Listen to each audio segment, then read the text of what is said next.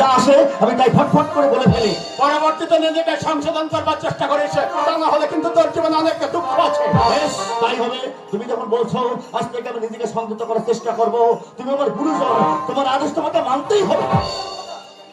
তবে তবে কথা কি জানো দাদা, আমরা আমরা সেই ছেলেবেলা থেকে একসঙ্গে মানুষ হয়েছি, একসঙ্গে খেলাধুলা করেছি, একসঙ্গে গলা জড়িয়ে ধরে রাত্রেবেলা ঘুমিয়েছি, তাই তাই তুই যা বলবি তাই আমাকে হজম করতে হবে। নাও, নাও, নাও। ঠিকই তো, ছোট হলে ছোটর মতো থাকা উচিত। হ্যাঁ, কথাটা অবশ্য তুমি মন্দ বলনি বৌদি, অবশ্য আমি ওখানে যাই। দাদা, আমি অন্যায় করলে নিশ্চয় তুমি আমাকে শাসন করবে, আমি তোমার ছোট ভাই, আমাকে শাসন করবার অধিকার নিশ্চয় তোমার আছে। তো হ্যাঁ দাদা, বলছিলাম যে গত মাসের ওই মুদিখানার দোকানের বিলটা সেসব কথা পরে হবে। আচ্ছা চলি তনু, এই, তুমি তৈরি হয়ে থেকে কিন্তু কেমন? একটু পাঁচটা আসা চাই কিন্তু ভুলে যেও না জানো। আসবো আসবো আসবো। হ্যাঁ, এইদিকে তনু। আচ্ছা বৌদি, ওটা বেরোবে নাকি? সেই কৈফিয়ত কি আমার তোমাকে দিতে হবে? ওই ফিয়াদ? আরে না না না না না, তোমাদের কাছে ওই ফিয়াদ চাইবো সে সাহস আমার কোথায় বলো? আমার ভুল হয়ে গেছে, অধিকারের সীমানা পার করে অনধিকারের সীমায় প্রবেশ করে সত্যি অন্যায় করে ফেলেছি বৌদি। এই না বৌদি, এখন সব কথা বাদ দাও, কাজের কথায় হাত দাও। এই নাও, তুমি যে জুতো পালিশ করতে আমি বলেছিলে, আমি দেখো কি সুন্দর করে পালিশ করে নিয়ে এসেছি, একেবারে ঝকঝক করছে। দেখেছো বৌদি, দেখেছো? এই জুতো কিন্তু তোমার মুখখানা খুব সুন্দর। তাই নাকি? তাহলে তো দেখছি ঘরে আর আয়নার কোনো প্রয়োজন হবে না। বৌদি, মনের আয়নায় যদি মানুষটা নিজের মুখখানা দেখতে পেত, তাহলে ঘরের আয়নার আর কোনো প্রয়োজন হতো না। এখন আবারও সেই মানে টানে বাদ দাও, তোমার কাজের কথায় হাত দাও। এই যে তোমার এই কাপড় চোপড় গুলো রজত বাড়িতে দেওয়া ছিল, আমি আসবার পথে সেগুলো নিয়ে এসেছি, এটাও ধরো। এখন এগুলো দেখে নাও তো যে সবকিছু ঠিকঠাক আছে কিনা দেখো। থাক, কৃতার্থ হলাম। না না না, শুধু কৃতার্থ হলে হবে না। দেখো, আমি একসঙ্গে তোমার দুটো কাজ করে দিলাম, অন্তত আমাকে একটা বাহবা দাও।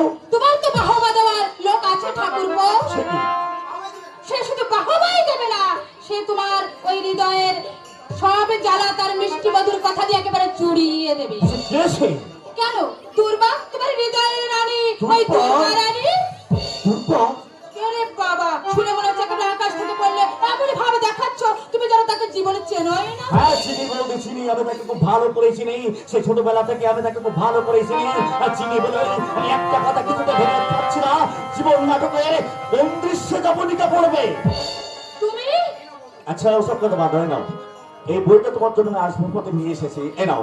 অবশ্যই সবাই তো থাকবে, তখন এই বইটা ভালো করে পড়ো। কিসের বই? ভারত নারীর কথা, আমাদের এই সনাতন ভারতবর্ষে হিন্দু নারীদের। তার মানে সীতা সাবিত্রী বেহুলার গল্প আছে, তাই তো? আরে ঠাকুর পাওয়া বই আমার কোনো প্রয়োজন নেই, তুমি বরং ওই বইটা তোমার দুর্গাকে গিয়ে দিও, সে যদি ওই যমরাজের হাত থেকে তার সত্যবানকে ফিরিয়ে নিয়ে সন্দীপ, হায় রে নারী, বিংশ শতাব্দীর প্রগতির পাকায় ভার দিয়ে তোমরা উড়ে বেড়াচ্ছ, কিন্তু কিন্তু একবারকে ভেবে দেখছো কতক্ষণে নিচে তোমরা নেমে যাচ্ছ।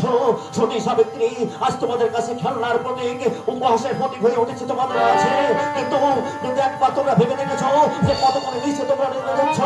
ওই ওই উত্তকরণে কখনে এমনি করে স্বামীকে বদল করে অন্য পুরুষের হাত ধরতে তুমি এতটুকু দ্বিধাবোধ করো না। ভাঙবে বৌদি, ভাঙবে, তোমাদের ভুল একটা নিশ্চয় ভাঙবে। আর সেদিন ভুল ভেবে যাদের তোমরা কাছে চিন্তা চাইছো, সেদিন তোমাদের ভুল একদিন ভাঙবে, নিশ্চয়ই ভাঙবে, নিশ্চয়ই ভাঙবে।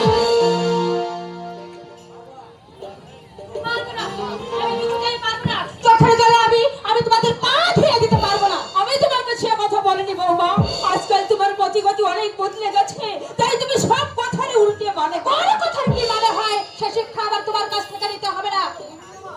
বৌমা, তুমি আমাকে ভুল বুঝো না মা, আমি শুধু তোমাকে একটা কথাই বলতে চাই। কি বলতে চান? আমাকে আমাকে আপনাদের সংসারে দাসীবাদীর মতো খাটতে হবে, তাই তো? না মা, খাটতে তোমাকে হবে না, আমাদের পদসেবাও তোমাকে করতে হবে না। তুমি শুধু এই সংসারে শান্তিটুকু যাতে বজায় থাকে তুমি তাই দেখো মা। কি? আমি এই সংসারে শান্তি নষ্ট করছি? যত বড় মুখরা তত বড় কথা। বৌমা, আপনি ছেলের উপায় বসে কারি কারি খাচ্ছেন, আমার ছেলের বউকে এই কথা শোনাচ্ছেন। আপনার এতটুকু লজ্জা হয় না? মানুষের চামড়া কি আপনার গায়ে নেই? দেখ ধরে বেহায়া দেখে দেখেছি, কিন্তু আপনার মতো ভায়া আমি ভুবনার একটাও দেখিনি। বাবা, তুমি তোমার পা থেকে জুতোটা খুলে আমার মুখে মারো মা। সে আঘাত আমি নীরবে সহ্য করবো, তবে তোমার এই বাক্য যন্ত্রণা আমাকে আর দিও না মা। আমি যে আর সহ্য করতে পারছি। এই তো সবে শুরু, এখনো অনেক অনেক বাকি, অনেক কিছু এখন সহ্য করতে হবে। করবো, তোমার দেওয়া সব আঘাত আমি নীরবে সহ্য করবো। আঘাতে আঘাতে আমার এই বুকটা ক্ষত বিক্ষত হয়ে গেলেও কোনোদিন আমি কাউকে বুঝতে দেব না যে আমার এই বুকের মধ্যে কতখানি দুঃখ জমা হয়ে আছে। আমি তোমার গুরুজন হয়ে আমি তোমার কাছে হাত জোড় করে একটা বিনতি করছি মা। তোমার শ্বশুরকে তুমি যেন কোনোদিন কোনো আঘাত দিও না। তোমার কাছ থেকে কোনো আঘাত পেলে ওই মানুষটাকে যে আর বাঁচানো যাবে না। অনেক আশা নিয়ে দিব্যেন্দুকে লেখাপড়া শিখিয়ে মানুষ করেছে, ও স্বপ্নটাকে ভেঙে চুরমার করে দিও না মা। ও জীবন ভালোবাসা রে আমার মা, ও জীবন ভালোবাসা। কেন? তার জন্য তো আপনি আছেন। ওই শ্মশানে যাত্রীকে আপনার ভালোবাসার সাগরে ডুবিয়ে বাঁচিয়ে রাখবেন। এ কথা তোমার মুখে মানায় না মা। তুমি যে আজ কতখানি ভুল করছো তা তুমি নিজেই জানো না মা। থাক থাক, আপনাকে আর উপদেশের গুলি আওড়াতে হবে না। এই দলিত উপদেশে হাত ধরে না। শুনুন, আমার স্বামীর রোজগার যখন এই সংসার চলছে তখন আমার যা ইচ্ছা আমি তাই করবো। আমি কারো কথা মতো চলতে পারবো না। বৌমা, সংসারে তো অনেকদিন ধরে কর্তৃত্ব করলেন, এবার একটু সরে দাঁড়ান, নইলে আপনার কপালে কিন্তু অনেক অনেক দুঃখ। হয় রে পোড়া অদৃষ্ট, জানি না পূর্ব জন্মে কার পোড়াডুবি করেছিলাম, তাই তো এই জন্মে তার ফল ভোগ করতে হচ্ছে। ঠাকুর, তুমি আমার বৌমাকে সুমতি দাও ঠাকুর, আমার বৌমাকে তুমি সুমতি দাও। কাঁদো কাঁদো মমতা, আকাশ ফাটিয়ে চিৎকার করে কাঁদো মমতা। অন্তত তোমার এই বুকের ব্যথাটা একটু লাঘব করতে। আমি আবার শুধু শুধু কাঁদতে যাবো কেন? কই, আমার তো কিছু হয়নি।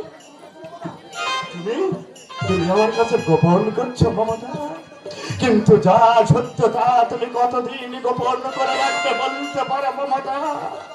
ভেতরের দাগ তোকে ক্ষত থাকে মমতা, বাইরে প্রলোভ দিয়ে দেখে রাখা যায় মমতা, কিন্তু একদিন না একদিন তা ফুটে বেরিয়ে আসে। আমি বাইরে দাঁড়িয়ে বৌমার সব কথা শুনেছি মমতা।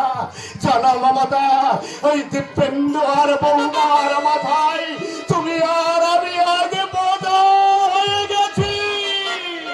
জানো মমতা, সেই বোঝাটা না নামানো পর্যন্ত ওদের জীবনে আগে শান্তি নেই কেন কেন এমন হলো বলতে পারো মমতা? আমার এই সংসারে নেমে এলো ঈশ্বরের করালো বিশ্বাস। স্বামী, আমি তো